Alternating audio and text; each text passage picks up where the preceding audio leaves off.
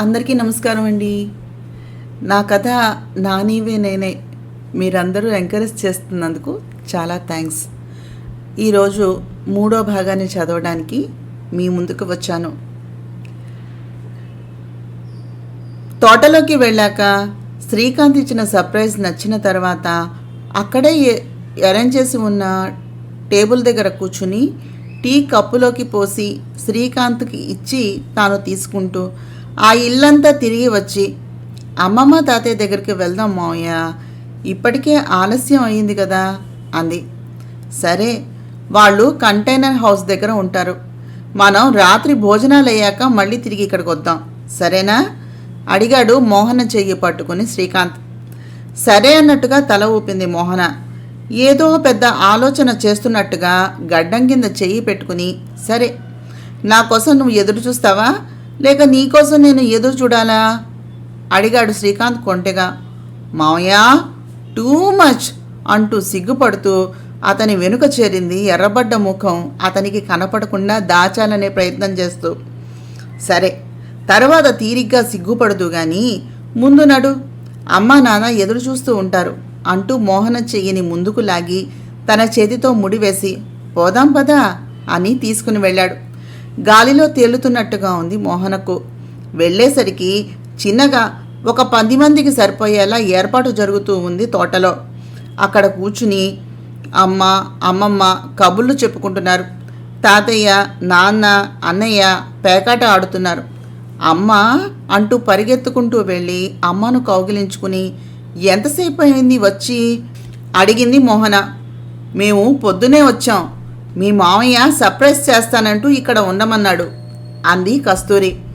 అవునా అన్నట్టుగా మామయ్య వైపు చూస్తున్న మోహన ముందు కేక్ ఉంచి, కట్ చేయి అన్నాడు మోహన అన్నయ్య. ఆ పూట అందరితోనూ హాయిగా కాలక్షేపం చేసి అందరికీ గుడ్ నైట్ చెప్పి మామయ్య వెనుకన తన డ్రీమ్ హౌస్కి చేరుకుంది మోహన. ఆ పున్నమి చెండుని వెన్నెల, ఆ అందమైన ఇల్లు, దారంతా ఆ వెన్నెల కాంతి పిండి ఆరబోసినట్టుగా పడుతూ ఉంటే, వావ్ ఎంత బాగుందో మావయ్య, కాసేపు ఇలా కూర్చుందామా అడిగింది మోహన. అక్కడే ఉన్న పచ్చికపై అలా కూర్చుని ఏమి చేసినా ఎంత అనుకున్నా ఈ అందం మన ఇంటికి ఉండదు మావయ్య అంది మోహన శ్రీకాంత్ని చూస్తూ. పిచ్చి, ఈ తోట ఈ పరిసరాలు అప్పుడప్పుడు వచ్చిపోయే నీలాంటి వాళ్ళకి బాగున్నట్టుగా ఉంటాయి, ఇక్కడే ఉండే వాళ్ళకి ఇది ఒట్టి మట్టి మాత్రమే. మంచి వర్షాలు పడే సమయంలో బురద అది చూస్తే మళ్ళీ రావాలి అనిపించదు. దూరపు కొండలు నునుపు అంటారే అలాగా. సరే కానీ నిద్రపోతున్నాడు అంటూ ఆ పొదరింట నిద్ర చేశారు. చూస్తూ ఉండగా 16 రోజుల పండగ వచ్చేసింది. ఆ రోజు పొద్దున్నుంచి హడావిడి. మళ్ళీ సత్యనారాయణ వ్రతం అంటూ పీటల మీద కూర్చోబెట్టి ఆశీర్వాదాలు అవి అయ్యాక మోహన మెడలోని పసుపు తాడు తీసి బంగారు తాడుకు సూత్రాలు వేసి శ్రీకాంత్ చేత మోహన మెడలో వేయించారు. చూస్తూ చూస్తూ ఉండగానే 3 నెలలు గడిచిపోయాయి. మొదటిలో తెలియలేదు కానీ మోహనని అందరూ ఇంకా విశేషం ఏమీ లేదా అని అడగటం మొదలుపెట్టారు. విశేషం ఏంటమ్మమ్మా అడిగింది మోహన. అంటే అంటూ నీళ్ళాడలేదా అని అంది ముసిముసిగా నవ్వుతూ అమ్మమ్మ. నీళ్ళ రోజు పోసుకుంటున్నానుగా అంది మోహన. నీ మొహం, తెలుగు రాదు ఇంగ్లీషు రాదు, అంటే ప్రెగ్నెన్సీ అని అర్థం తల కొట్టుకుంటూ చెప్పింది అమ్మమ్మ. అవును, నువ్వు పెళ్ళైన దగ్గర నుంచి పీరియడ్ చెక్ చేసావా అడిగింది అమ్మమ్మ. లేదమ్మమ్మ, నాకు రెగ్యులర్గా రాదుగా అంది మోహన మామూలుగా. ఇకపై అలా ఉండకూడదే అమ్మా, కొంచెం జాగ్రత్తగా ఉండాలి, బలంగా తినాలి, ఎంతసేపు 4 మతుకులు కతుకుతావు, ఆ వేపుడు కూరలో తప్ప మరొకటి తినవు కదా. ఇకపై నీ గురించి ప్రత్యేకంగా శ్రద్ధ తీసుకోవాలి. ఏదో ఈ మాయదారి జబ్బు కాబట్టి ఇక్కడ ఉన్నారు కానీ లేకపోతే ఈ పాటికి హైదరాబాద్ పోయేవారు కాదు. ఇక పురాణం మొదలుపెట్టింది అమ్మమ్మ. సమయం చూసుకుని చల్లగా జారుకుని బెడ్రూమ్ వచ్చి చేరి అక్కడనే ల్యాప్టాప్లో మీటింగ్లో ఉన్న శ్రీకాంత్ పక్కన కూర్చుని అతని వైపే చూడటం మొదలుపెట్టింది మోహన. మీటింగ్కి మ్యూట్ పెట్టి ఏమిటి అన్నట్టుగా ఒక క్షణం శ్రీకాంత్ మోహన వైపు చూశాడు. విషయం వినగానే నోరు తెరిచేశాడు. అతనికి చెప్పడంతో తన బాధ్యత అయిపోయింది అన్నట్టుగా అతని ఒడిలోనే తల పెట్టుకుని నిద్రపోయింది మోహన. అది చెప్పిన దానిని గురించి ఆలోచిస్తూ ఉంటేనే బుర్ర తిరిగిపోయింది శ్రీకాంత్కి. ఇది మీటింగ్ అనుకుంటుందా, పురాణ కాలక్షేపం అనుకుంటుందా, ఇలా వచ్చి ఒళ్ళో పడుకుంటోంది?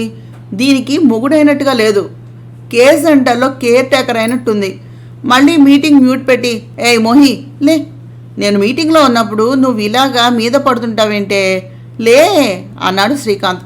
నీకు 24 గంటల్లో 25 గంటలు మీటింగే చేస్తుంది. నన్నెవరు చూసుకుంటారు? ఆఖరికి పనమ్మాయిలు కూడా విశేషమా అని అడిగి చంపేస్తున్నారు. ఇక్కడికి వచ్చే ముందు బద్ధకంగా ఉంది అని కాసేపు హాల్లో ఉయ్యాల మీద పడుకున్నాను. కళ్ళు తిరుగుతున్నాయా అంటూ లేపేశారు. నువ్వేమో మీటింగ్ అంటావు. అమ్మమ్మేమో నీతో అలా ఉండాలి ఇలా ఉండాలి అని నన్ను వాయి కొట్టేస్తోంది. నాకేమీ నచ్చట్లేదు మావయ్య, ఏదీ నచ్చట్లేదు. ఛీ, ఆఖరికి నువ్వేమో ఇలా తయారయ్యావు. దీనికన్నా చావు నయం. ఆఖరికి నా బాధ వినేవాళ్ళు కూడా లేరు అంటూ కోపంగా టెర్రస్ మీద పూల్ పక్కన పడుకుని కళ్ళు మూసుకుంది మోహన. తన కళ్ళల్లో నీళ్లు అలా తిరుగుతూ ఉన్నాయి. ఈ గొడవ అంతా సగం విన్నాడు ఇయర్ ఫోన్స్ పెట్టుకుని. ఫోన్లో వాయిస్ రికార్డ్ పెట్టింది ఉన్న శ్రీకాంత్. మీటింగ్ క్లోజ్ చేసి వాయిస్ రికార్డింగ్లో మోహన మాటలు విని నిజంగా బాధ కలిగి మోహి మోహి అంటూ ఇల్లంతా వెతికి ఎక్కడా కనిపించక టెర్రస్ దగ్గర పూల్ వద్దకు చూశాడు. ఎర్రటి ఎండ మీద పడుతూ ఉంటే అక్కడే అలాగే నిద్రపోతోంది మోహన. దగ్గరకు వెళ్ళి మోహన అంటూ తట్టి లేపాడు శ్రీకాంత్. మాట్లాడకుండా ముఖాన్ని పక్కకు తిప్పుకుంది మోహన. మోహి, తప్పైపోయిందిరా, సారీ, ఇంకెప్పుడూ అలా చేయను. చాలా ఇంపార్టెంట్ మీటింగ్ రా. నువ్వు సడన్గా అలా వచ్చేటప్పటికి కోపం వచ్చేసింది. ఆడవాళ్ళ దగ్గర జరిగే చాలా మాటలు మగవాళ్ళ దగ్గర ఉండవు కన్నా. ఇది విషయం అని నాకు తెలియాలి కదా. చూడు ఎంత ఎండ ఉందో. రామ్మా, ముఖం పక్కకు తిప్పుకుని వెళ్ళి నీ ల్యాప్టాప్ని పెళ్లి చేసుకోమావయ్య. అది నీతోటి బాగా మాట్లాడుతుంది. 24 గంటలు నీతోనే ఉంటుంది. పైగాను నువ్వు ఇలా ప్రతిసారి దాన్ని బతిమలాడనక్కర్లేదు. ఇక బటన్ ప్రెస్ చేస్తే చాలు, మీకు ఏది కావాలో అది చేస్తుంది. పో, నీ పని చూసుకోపో అంది కోపంగా మోహన. 2 చేతులలోనూ మోహనని గువ్వపిట్టలాగా ఎత్తుకుని, సారీ బంగారం, అనుకోలేదు. కొత్తగా స్టార్ట్ చేసిన బిజినెస్, దగ్గరుండి చూసిన దానివి. నీకు కాకపోతే నా కష్టం ఎవరికి తెలుస్తుంది చెప్పు. రోజు మొత్తం మీద గట్టిగా 8 గంటలు ఇంట్లో ఉండేవాడిని కాదు. కంపెనీ స్టార్ట్ చేసిన కొత్తల్లోనే లాక్డౌన్ అంటూ ఇదిగో ఇలాగా ఇంట్లో కూర్చున్నాను. నేనున్నాననే నమ్మకంతో, నేను జీతం ఇస్తాననే నమ్మకంతో నన్ను నమ్ముకుని నా కింద చాలామంది ఉన్నారు బంగారం. ప్రాజెక్టు సక్సెస్ అయితే లాభం అందరిది, కష్టం అందరిది. కానీ కాకపోతే నష్టం కంపెనీకి, అంటే నాకు. నేను వేరు నువ్వు వేరు కాదురా. ఈ బెడ్ అనే విషయానికి కొంచెం సమయాన్ని ఇద్దాం. నువ్వు నా భార్యవి. నీ కోరిక తీరేదాకా పెళ్లి చేసుకోకూడదు అనుకున్నావు. నేను కొద్ది రోజులు పెళ్ళి వద్దు అనుకున్నాను. అమ్మ నాన్న పెళ్ళో అన్నారు. అది కాస్త అయిపోయింది. ఇప్పుడు పిల్లలు అంటున్నారు. కానీ దానికోసం అని కొద్ది రోజులు ఆగమని చెబుదాం. ఎవరైనా పిల్లలు అని అడిగితే సిగ్గుపడుతున్నట్టుగా నవ్వే. ఇంకా ఎక్కువగా అడిగితే మావయ్యకి ఇప్పుడే పిల్లలు వద్దట, ఎంజాయ్ చేద్దాం అంటున్నారు అని చెప్పు. కాస్త మెలికలు తిరుగు. అయినా నువ్వే చిన్నదానివే, నీకు పిల్లలేమిటే? దైలాగా నీ పిట్టబుర్రతోటి ఇంత పెద్ద ఆలోచనలు చేయకే. పాపం ఆ బరువు నీ బుర్ర తట్టుకోలేదు. నవ్వుతూ మోహనను బెడ్ మీద పడుకోబెట్టి ఏమాత్రం వీలు కుదిరినా వీలైనంత త్వరగా హైదరాబాద్ వెళ్ళిపోదాం. మన ఇంట్లో కాదు, నీ ఇంట్లో నీకు నచ్చని పని చేసేవారు ఎవ్వరూ ఉండరు. నుదుటి మీద ముద్దు పెడుతూ నిద్ర వస్తుందా అని అడిగాడు. అంటూ పైకి కిందకి తల ఆడించింది మోహన. రికార్డ్ సబ్మిషన్స్ అన్నీ అయిపోయాయా అడిగాడు. అయిపోయాయి అన్నట్టుగా తల ఊపి అతని గుండెలపై తలవాల్చి కనులు మూసుకుంది మోహన. అలా పడుకున్న మోహన మంగళసూత్రాలు అతని గుండెలకు కొంచెం పక్కగా కనిపించాయి. చాలా ఇష్టంగా తన చేతితోటి ఆ 2 సూత్రాలు చూస్తూ, ఈ 2 సూత్రాలు ఇద్దరి జీవితాలను ఎంత చక్కగా అల్లేస్తాయో. తాడి కట్టిన మరుక్షణం ఈ భూమి మీద ఏ వస్తువు పైన లేనంత హక్కు ఒక్కసారిగా ఆ అమ్మాయి మీద వచ్చేస్తుంది. ఏమిటో ఎంత విచిత్రమో అనుకుంటూ ఆలోచిస్తూ ఉంటే గుండెలపై తడిగా తగిలింది. ఏంట్రా అని చూస్తే ఆదమరిచి పడుకున్న మోహన నోటి నుంచి సొల్లు కాచుకుంటూ కనిపించింది. కర్మ, ఇది నా పెళ్ళం, దేవుడా అని నెత్తి మీద కొట్టుకున్నాడు శ్రీకాంత్. ఏ మొద్దు, సరిగ్గా పడుకోవే, నువ్వు కాచే సొల్లికి నా షర్ట్ అంతా తడిసిపోతుంది, లేచి సరిగ్గా పడుకో అన్నాడు. అబ్బా, ఇంతసేపు టైర్డ్ అయిపోయావు కదా మావయ్య, పడుకోతా అంటూ శ్రీకాంత్ తలని తన గుండెలపై పెట్టుకుని నిద్రపోయింది. మళ్ళీ మొదటిసారి మోహన తనకు భార్యలా కనిపించింది. ఆ క్షణం మొదటిసారి అతనికి ఆమె పక్కన కష్టంగా అనిపిస్తోంది. ఇక నిద్ర ఎలా పడుతుంది? ఏ టెన్షనో లేకుండా హాయిగా పడుకుంది బ్రహ్మరాక్షసి. ఇక్కడే ఉంటే నా పని అంతే అనుకుంటూ లేవబోయాడు. మోహన బయట వచ్చి ముఖంపై పడింది. దేవుడా, నన్ను చంపడానికి దీనిని భూమి మీదకు పంపించావా? నేను 10వ తరగతి చదివేటప్పుడు ఇది 3వ తరగతి చదువుతోంది. ఇది నా పెళ్ళాం అవుతుందని తెలియక దీని చేత లవ్ లెటర్స్ నా గర్ల్ ఫ్రెండ్స్కి ఇప్పించేవాడిని. ఎప్పుడైనా ఇది దాని గురించి మాట్లాడితే నేనేమైపోవాలి? ఇంతకన్నా నా పైన కక్ష తీర్చుకునే మార్గం ఇంకోటి దొరకలేదా నీకు అని అలా ఆలోచిస్తూ ఎప్పటికో నిద్రలోకి జారుకున్నాడు శ్రీకాంత్. సుమారు 2 గంటల తర్వాత నిద్రలేచింది మోహన. పొట్టపై గరుకుగా ఏదో గుచ్చుకుంటుంటే ఏమిటా అని చూసేసరికి నడుము దగ్గర తన పైట కొంగు ముఖానికి చుట్టబడి ఉన్న శ్రీ కనిపించాడు. అతని మీసాలు ఆమె పొట్ట మీద గుచ్చుకుంటున్నాయి. పక్కకి తల తిప్పి చూస్తే అప్పటికే చీకట్లు పడుతూ కనిపించింది. అయ్యో అంటూ ఒక్కసారిగా లేచేసరికి శ్రీకాంత్ చుట్టుకున్న తన చీర కాళ్లకు అడ్డం పడి దడాలున కింద పడిపోయింది మోహన. ఆ శబ్దానికి నిద్రలేచిన శ్రీకాంత్, ఏంటే సరిగ్గా 2 నిమిషాలు ఉండవా? ఎప్పుడు ఏదో ఒక గోల. నీకు నిద్ర వస్తే నువ్వు పడుకోవాలి, నన్ను కూడా తీసుకుని వచ్చి పడుకోబెట్టావు చూడు అంటూ మోహన అవతారాన్ని చూసి 2 నిమిషాలు అలాగే నోరు తెరుచుకుని చూస్తూ ఉండిపోయాడు శ్రీకాంత్.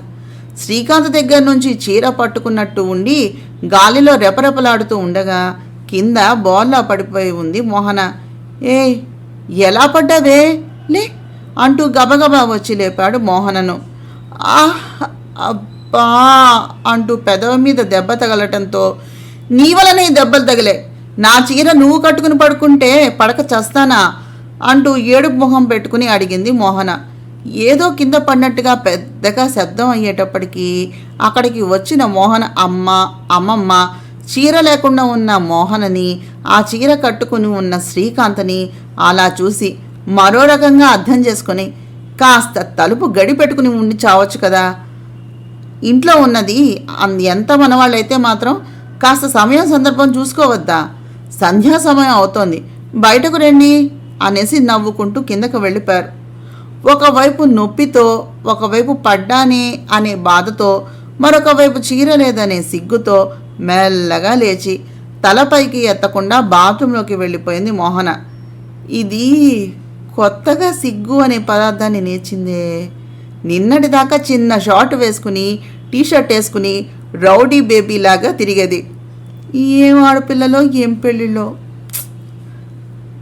మావయ్య, నువ్వు నా చీర కట్టుకుంటే నేనేం కట్టుకోవాలి? మరి నేను ఏం కట్టుకోవాలి? నా బట్టలు నాకు ఇచ్చి నీ బట్టలు నువ్వు కట్టుకో అని అరిచింది మోహన డ్రెస్సింగ్ ఏరియా నుంచి. అప్పుడు చూసుకున్నాడు తనని తాను శ్రీకాంత్. పక్కపక్క నవ్వుతూ, ఏ మోహన, బయటకు వచ్చి నీ చీర కట్టుకోవే, నేను కిందకి వెళ్తున్నానులే అని తలుపు వేసి బయటకు వెళ్ళిపోయాడు శ్రీకాంత్. కిందకు వచ్చి చూస్తే తన అమ్మ అక్క ఏదో మాట్లాడుకుంటూ శ్రీకాంత్ను చూడగానే మాట మార్చి మరింకేవో మాట్లాడటం మొదలుపెట్టారు అతనితోటి. కాసేపటికి తయారై కిందకైతే వచ్చింది కానీ వాళ్ళంతా ఏమనుకుంటున్నారో అని భయంగానే ఉంది మోహనకి. ఆమె ఇబ్బంది అర్థం చేసుకున్న మోహన తల్లి కస్తూరి, రావే, నీకోసమే ఆగాం, ఎగ్జామ్స్కి ఏమైనా చదువుతున్నావా? ఎరా, ఏమైనా చదువుతోందా అది? లేకపోతే మావయ్య చేసే కార్యంలో మునిగి తేలుతోందా? పెళ్ళయ్యాక చదువుకోవడం చాలా కష్టం, అదీ కాక ఈ కరోనా అని ఆన్లైన్లోనే అన్నీ చేసేస్తూ ఉన్నారు. ఎగ్జామ్స్ ఎలా ఉంటాయో ఏమిటో తెలీదు, అసలే అరకొర చదువులు. వివాహం విద్యనాశాయ అని కాస్త జాగ్రత్తగా ఉండండి అంది. అదేమీ లేదమ్మా, జాగ్రత్తగానే చదువుకుంటున్నాను. నా అగ్రిగేట్ ఏమాత్రం తగ్గదు. నువ్వు అస్సలు బెంగ పెట్టుకోకు. నీ తమ్ముడు కంపెనీ కన్నా మంచి కంపెనీ వచ్చి నా కాళ్ళు కాకపోయినా కనీసం చేతుల్ని పట్టుకుని నాకు ఉద్యోగం ఇస్తామనంటారు తెలుసా అంటూ కనుబొమ్మలు ఎగరేసింది మామయ్యను చూస్తూ మోహన. అంత లేదమ్మా, నీకు ఉద్యోగం వచ్చినా నేను నిన్ను ఎక్కడికి పంపించను. అది అయిపోగానే నీ డ్రీమ్ నెరవేర్చుకునే ప్రయత్నంలో పడు. అంతగా కావాలంటే మన కంపెనీలోనే ఏదో ఒక ఉద్యోగం చూసుకుంటూ నువ్వు ఏం చేద్దాం అనుకున్నావో అది చేద్దు. కానీ మనిషి ఎప్పుడు తనకు ఇష్టమైన వ్యాపకాన్ని తన అసలు పనిగా మార్చుకుంటే ఇష్టంగా కష్టపడగలరు. విజయం తప్పక వరిస్తుంది. నీకు డిగ్రీ కావాలి అన్నది మీ నాన్న డ్రీమ్. అది అయ్యేదాకా ఆయన చెప్పినట్టుగా విను.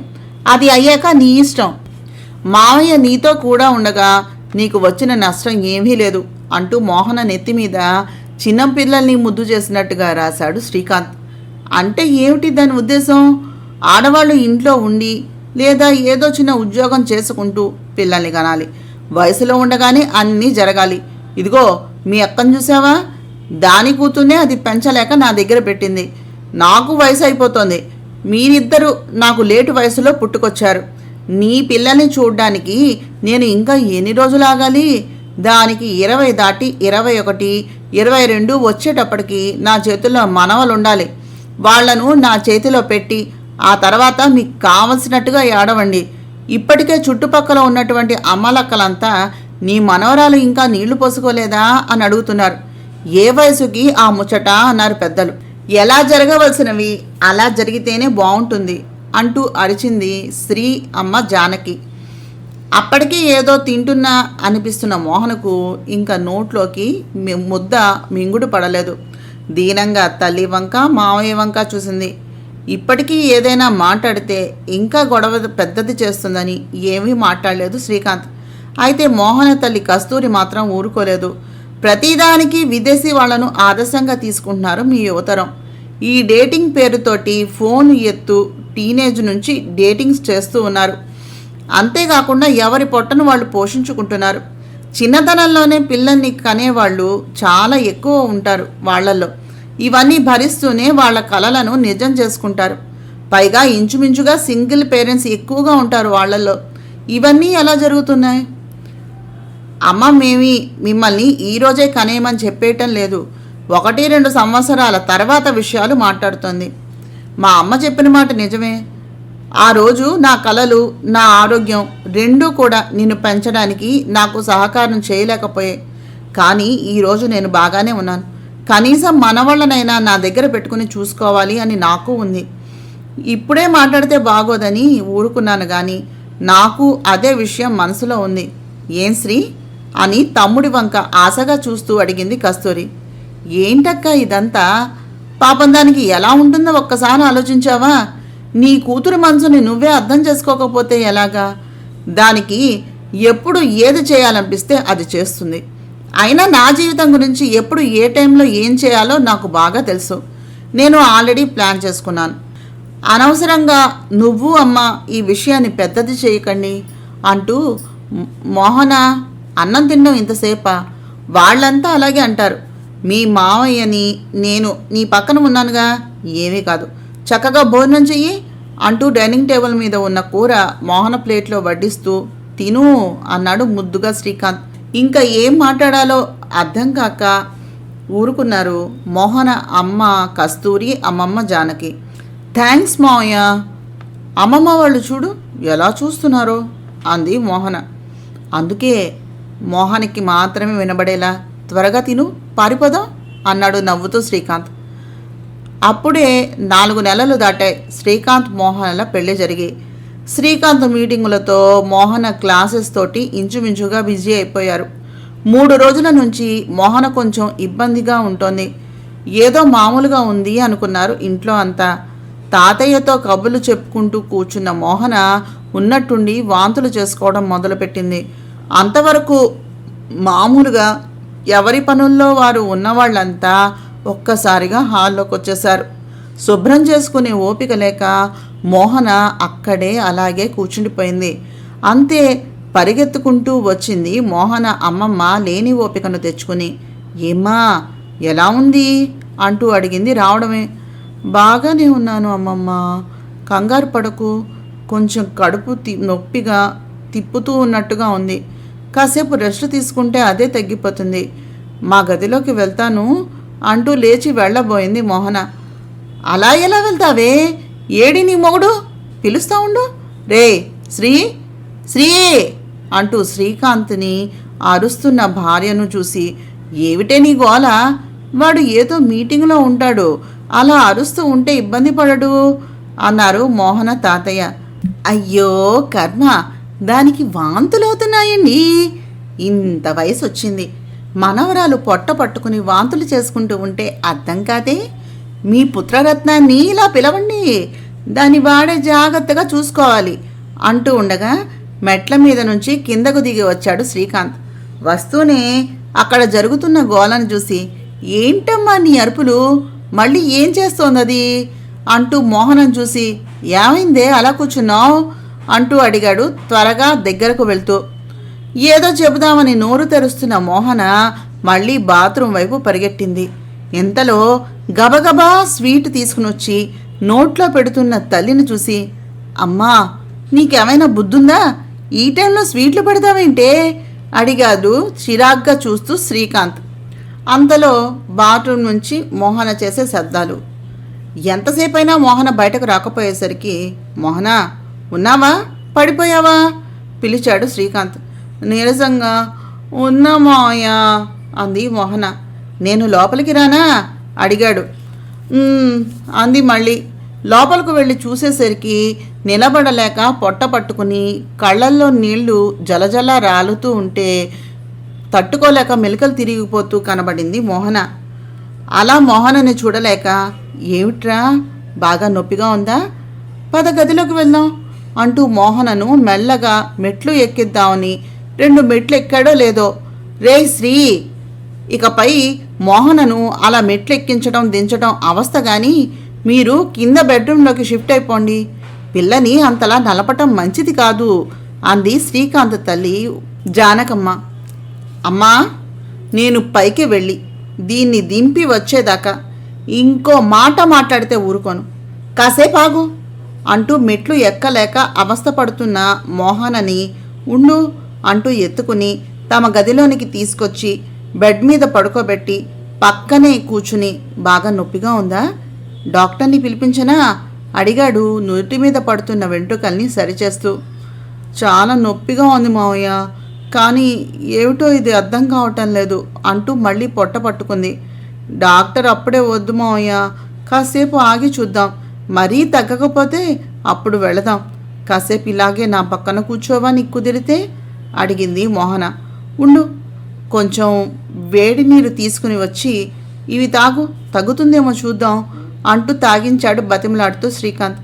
సరే తాగావుగా, ఇంకా కళ్ళు మూసుకుని నిద్రపో, నేను పక్కనే ఉన్నాను, పడుకో అంటూ ల్యాప్టాప్ తెచ్చుకుని మోహన పక్కన పెట్టుకుని ఒక అరగంట ఆగుదాం, అప్పటికీ తగ్గకపోతే మాత్రం డాక్టర్ దగ్గరికి వెళ్దాం, ఈ లోపల నా వర్క్ కూడా అయిపోతుంది అన్నాడు శ్రీకాంత్. ఇంతలో తలుపు తట్టిన శబ్దం అవుతూ ఉంటే వెళ్ళి తలుపు తీశాడు శ్రీకాంత్. ఎదురుగుండా తన తల్లిదండ్రులు జానకి, భాస్కర్, ఇంకా ఒక లేడీ డాక్టర్ కూడా కనిపించారు. శ్రీకాంత్ని పక్కకు తోసి మరీ గబగబా పరిగెడుతున్నట్టుగా లోపలికి వచ్చారు జానకమ్మ. ఎలా ఉంది తల్లి ఇప్పుడు అంటూ మనవరాల్ని దగ్గరకు తీసుకుని, సరిగ్గా పరీక్ష చేసి చూడండి, అసలు సరిగ్గా భోజనమే చేయటం లేదు, మొగుడు పిల్లలు దిక్కుమాలిన ఆ ల్యాప్టాప్ని ఫోన్ పట్టుకుంటూ ఇలాగే ఉంటారు, సరిగ్గా చూడండి అంటూ డాక్టర్ గారిని అడిగింది ఆవిడ. ఆవిడ కంగారు చూసి నవ్వుతూ, సరే నేను మీ మనవరాల్ని చక్కగా పరీక్ష చేసి మీకు అన్నీ చెప్తాను, మీరందరూ బయటకు వెళ్ళండి అంది ఆవిడ. సరే అంటూ కదిలారు అంతా. కనీసం మాట్లాడే అవకాశం లేకపోవడంతో తన వర్క్ చేసుకుంటూనే బయట అలా సోఫాలో కూర్చుండిపోయాడు శ్రీకాంత్. డాక్టర్ బయటకు వచ్చి, ఆమె కడుపుతో ఉంది అని అన్నారేమిటి మేడం? ఆమె ఇంకా చిన్నపిల్లే, ఈ మధ్యకాలంలో ఆమెకు ఋతుక్రమం సరిగ్గా లేకపోవడం వల్ల ఆమెకు చిన్న ఇబ్బంది కలిగింది అంతే. దానితో పాటు ఏదో పడని ఆహారం తీసుకోవటం వల్ల అంతలాగా వాంతులయ్యాయి. మీకు ఈ విషయం చెప్పినందుకు క్షమించాలి, కానీ ఆమె ఇంకా చిన్నపిల్ల, మీరు అర్థం చేసుకుంటారనుకుంటాను అని చెప్పి వెళ్ళిపోయింది. డాక్టర్ని కారులో హాస్పిటల్ దగ్గర వదిలిరండి అంటూ డ్రైవర్కి చెప్పి పంపించి వచ్చారు భాస్కర్ గారు. డాక్టర్ గారు చెప్పిన మాటలు వింటూనే షాక్ తిన్నాడు శ్రీకాంత్. అయితే అమ్మ ఇందాకటి నుంచి చేసిన హడావిడి ఇదన్నమాట. ఇప్పుడు ఏం చెప్పాలి అంటూ ఆలోచించడం మొదలుపెట్టాడు శ్రీకాంత్. పక్కకు తిరిగి చూసేసరికి తన వైపే కోపంగా చూస్తూ ఉన్న తల్లిదండ్రులు కనిపించారు శ్రీకాంత్కి. అక్కడ ఉన్న పనివారంతా చెవులు కొరుక్కుంటూ ఉన్నారు. ఇంట్లో పనివారు ముందు అంతకు మించి మాట్లాడటం ఇష్టం లేక, నువ్వు మీ గదిలోకి పద అని చెప్పాడు శ్రీకాంత్ తండ్రి భాస్కర్. గదిలోకి రాగానే గట్టిగా శబ్దం అయ్యేలాగా తన కోపాన్నంతా ప్రదర్శిస్తూ కాలితో తలుపుని ఒక్క తాపు తన్నారాయన. ఏం జరుగుతోంది ఈ ఇంట్లో అడిగారాయన కోపంగా. ఏమీ మాట్లాడలేదు శ్రీకాంత్. కానీ మోహన కానీ, నా మనవరాలు నా కొడుకు కలిసి ఏం చేస్తున్నారు ఇక్కడ అని అడిగారు మళ్ళీ. నాన్న, మీరు పెళ్లి చేద్దాం అనుకున్నారు, చేశారు. నా భార్య చిన్నపిల్ల, ఆమె నేను ఒకరిని ఒకరు భార్యాభర్తలుగా ఒప్పుకోవడానికి మరికొంత సమయం కావాలి. నాకు కూడా నా కంపెనీ నిలదొక్కుకోవడానికి ఇంకొంత సమయం కావాలి. దానికి దాని చదువు ముగించుకోవడానికి సమయం కావాలి. మాకిద్దరికి ప్రస్తుతం ప్రేమ అయితే ఓకే, కానీ పెళ్ళి ఓకే అని నేను అనుకోవటం లేదు.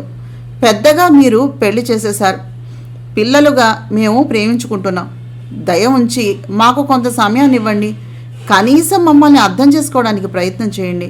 నేను కానీ ఆమె కానీ మా పెళ్లి బంధాన్ని మీరి బయట వ్యక్తుల కోసం, అంటే పరాయి వ్యక్తుల కోసం తప్పించటం లేదు. అయినా మీరే అన్నారు చిన్నపిల్ల అయితే చిన్నపిల్లలా చూసుకో అని. నేను దాన్ని చిన్నపిల్లలాగే చూస్తున్నాను. దయ ఉంచి అర్థం చేసుకోండి అంటూ నమస్కారం చేశాడు శ్రీకాంత్. భాస్కరం గారు కోపంగా మోహన వైపు తిరిగి, మోహనా, నువ్వైనా నాకేమీ చెప్పలేదు. కనీసం మీ అమ్మకైనా అమ్మమ్మకైనా చెప్పాలి కదా అన్నారాయన. దేని గురించి తాతయ్య? మావయ్య నన్ను కొడుతున్నాడా తిడుతున్నాడా చెప్పడానికి? నేను తిడితే పడుతున్నారు, మీరు ఎవరు ఏమన్నా పడుతున్నారు.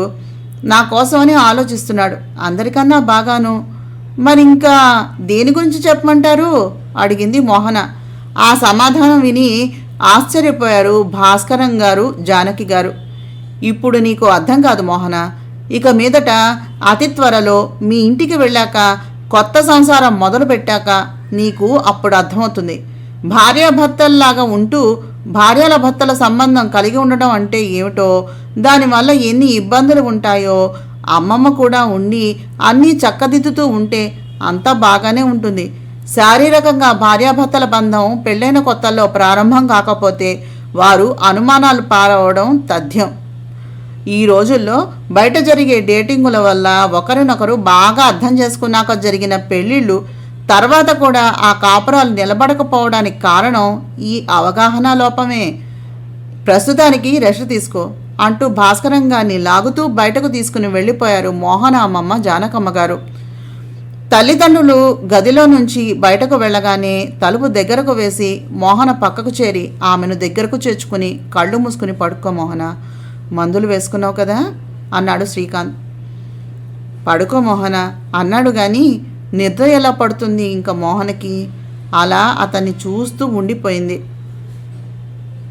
అలా తననే చూస్తున్న మోహనను చూసి, మోహి, ఎంతసేపు చూస్తావు అలాగా? కళ్ళు మూసుకొని పడుకో అన్నాడు శ్రీకాంత్ మోహన వైపు తిరగకుండానే ల్యాప్టాప్ని చూస్తూ. ఇంత కూల్గా ఎలా ఉంటావు మావయ్య?